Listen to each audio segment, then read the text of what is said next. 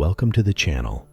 Join us on this journey of self-discovery and transformation as we unlock the secrets of the universe and empower you to manifest abundance, love, success, and fulfillment in every aspect of your life. When you change the way you look at things, the things you look at change. The world becomes a different world when you change the way you look at it. Absolutely. When you shift your perspective, the whole world transforms before your eyes. It's like putting on a new pair of glasses that suddenly make everything clearer and brighter. You see, our reality isn't just about what's happening around us. It's also about how we interpret and respond to those happenings. When you change your mindset from one of limitation to one of possibility, suddenly the obstacles in your path start to look like opportunities. Take a moment to think about it. When you approach a challenge with a defeatist attitude, it feels insurmountable. But when you choose to see it as a chance to grow and learn, suddenly it becomes a stepping stone on your path to success. If you believe you live in a depressing world, you'll be looking for something to verify and validate that for yourself. When you change the way you look at this world, you live in a different world. Just be like water. What is water like? It is the softest substance on the planet and yet is the strongest. If you take a rock, the hardest substance you can find, you can take titanium and just take a lump of it there and just let water run over it patiently, running over it. Eventually, whatever that hard thing is, it will disappear.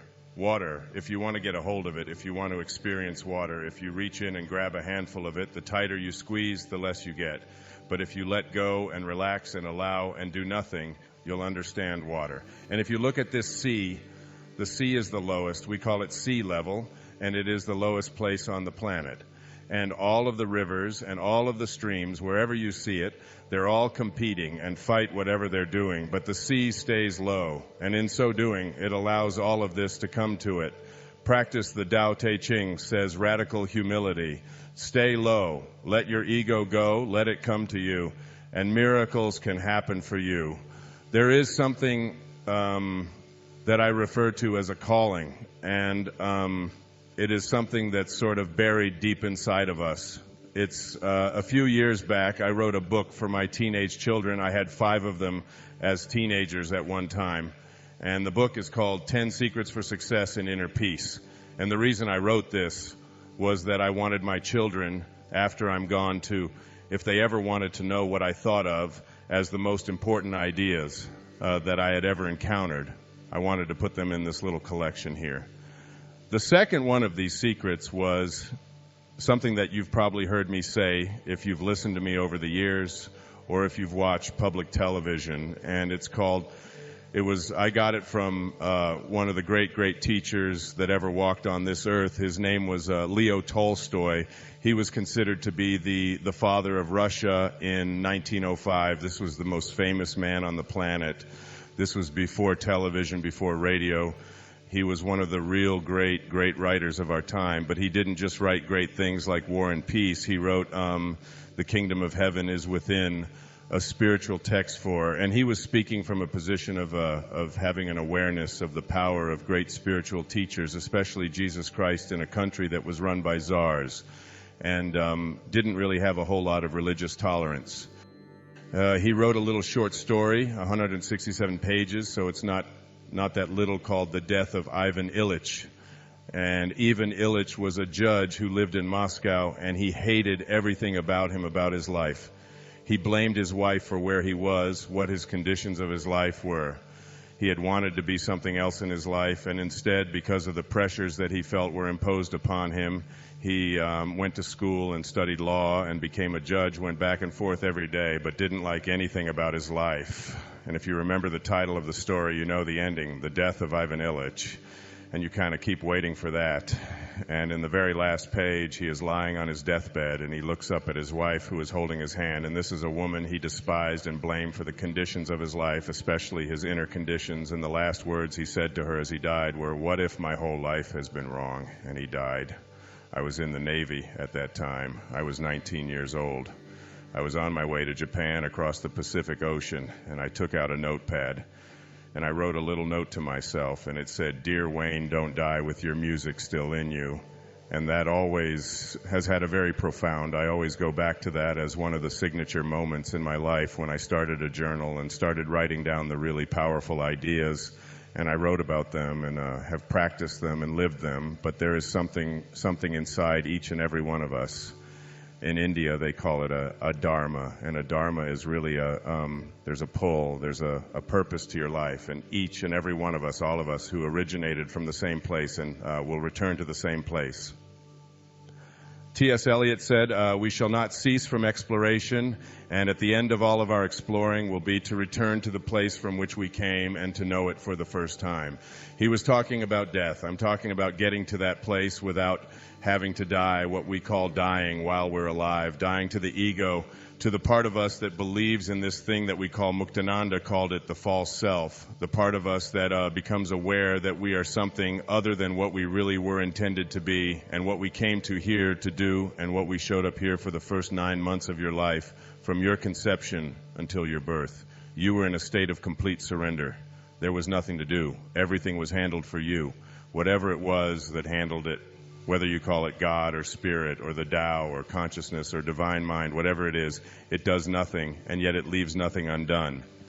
There's this complete surrendering process. We have no other choice. We show up here. From the Tao Te Ching, Lao says that all being comes from non-being. Jesus put it the same way. He said it's the spirit that gives life. The flesh counts for nothing. Quantum physics teaches us one thing, if nothing else for certain, that particles themselves do not come from particles. There is something in each and every one of us that is formless, that is boundaryless, that has no beginnings, that has no ends. It's eternal. And it is from that we emerged in some mysterious fashion in one split second from non-being to being, from non-particle to particle. And in that split second, everything that you needed for this physical journey was handled for you. It's the biggest, most incredible miracle that any of us can ever witness, isn't it? When you contemplate it and think about it, you try to process it, and it's just beyond anything that our meager intellect can handle. I was at the birth of 6 of those children, watched that miracle unfold, and saw that these children not only were a great mystery, but they came here with personalities already intact the moment that they were born. Any of you mothers out there who've had more than one child know exactly what I'm speaking about. Some of them sleep through the night.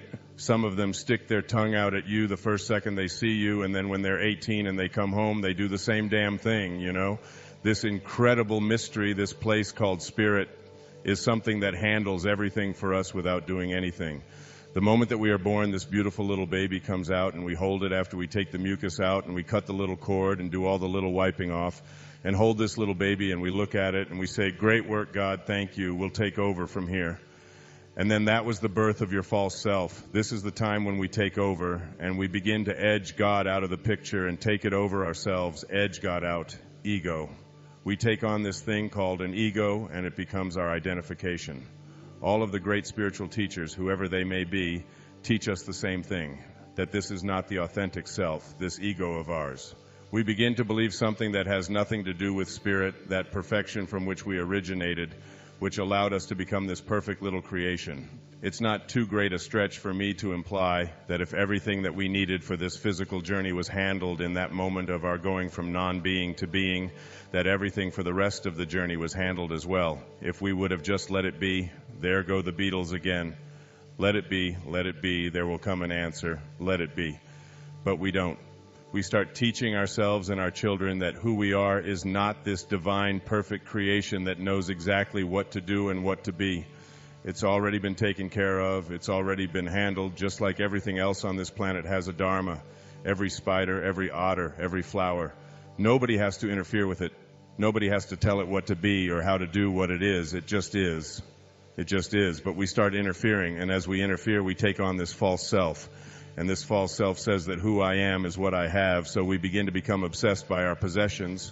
We train our children and ourselves to believe that who I am is what I possess and what I own. And as we take on this belief system that I am what I own, it becomes the very thing that takes us away from our spirit, because the ego says, you are what you have. The Tao Te Ching says, let go of everything you have, just let it go. You don't need to own anything.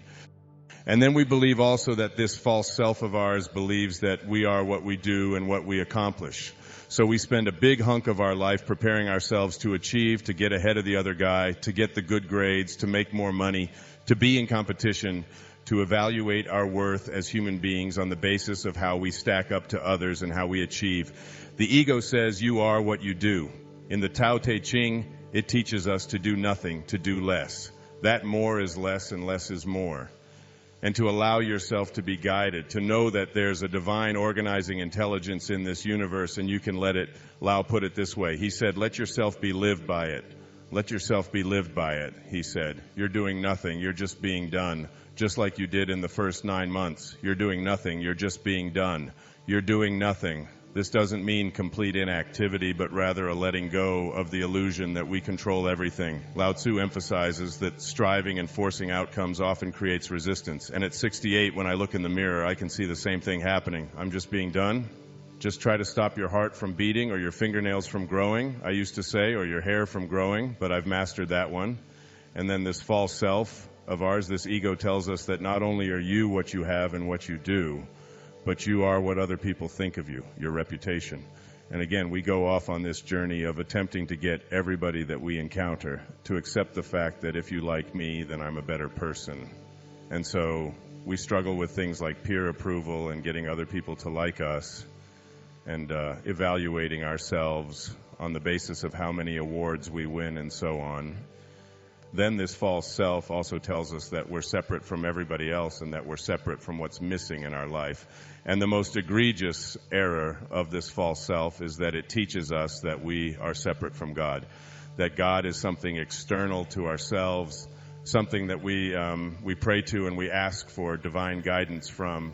And we treat this thing that we call God like a cosmic bellboy, asking it for things when we get into trouble and promising to behave if it'll only deliver for us.